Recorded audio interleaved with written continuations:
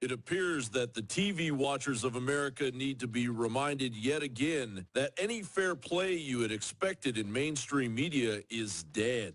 Your right to not be lied to by the State Department was executed quietly on the floor of the U.S. Congress on July 2nd, 2013, when the Smith-Munn Act, essentially an anti-propaganda law signed on January 27, 1948, by President Harry S. Truman, was nullified by the NDAA of 2013. The Smith-Munn Act was created to wipe out the influence of any communist New World Order infiltration in the U.S. State Department, with a grip on the mind of the average American citizen. In 1948, following the onslaught of the Nazi propaganda machine and the propaganda being doled out to the American people by the United States Office of War Information and World War I's Committee on Public Information, steps were taken by Congress to ensure that the American people would not be affected by a compromised State Department that could easily twist the information being told to the American people for foreign political gain. Congressional committee members were leery of the State Department because, as House Rules Committee Chairman Eugene Cox said, the State Department was chock full of Reds. The Congress of 1948 called for a house cleaning of some folks in the State Department to keep only those people whose first loyalty is to the United States. Fast forward to the Congress in June of 2016, and New World Order propaganda is pouring right out of the State Department in order to complete the New World Order agenda in Eurasia. Kurt Nimmo writes, advocates of illegal military intervention in Syria to force out Bashar al-Assad signed an internal memo protesting the current Obama administration policy, according to a report posted by the Wall Street Journal. The memo, sent by more than 50 rank-and-file officials, calls for a judicious use of standoff and air weapons, which would undergird and drive a more focused and hard-nosed U.S.-led diplomatic process. It was sent through the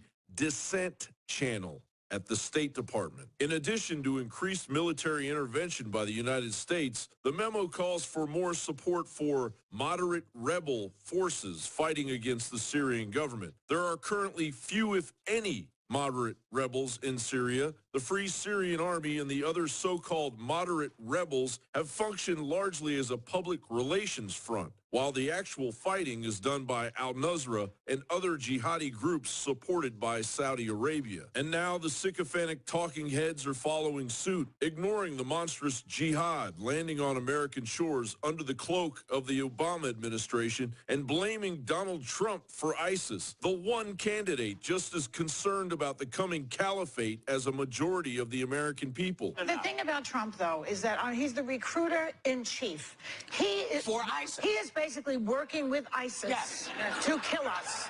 They are working together. Every time you go after the Muslims and you talk about how they shouldn't come into the country and how they're all a bunch of whatevers, you are saying to ISIS, make another video to show people who are sympathetic to your cause. And don't think they haven't made many videos showing Donald Trump. He is a dangerous menace to the country. I'm sorry, Ms. Behart. Obama has brought in over 1 million Muslims during his time in office. And according to a Pew Research poll, 60% of Muslim Americans under the age of 30, jihad age, are more loyal to Islam than America. And Ms. Behart, if you're ignorant on what that means, just ask a Muslim. But here's former CIA Director Leon Panetta to keep the propaganda moving.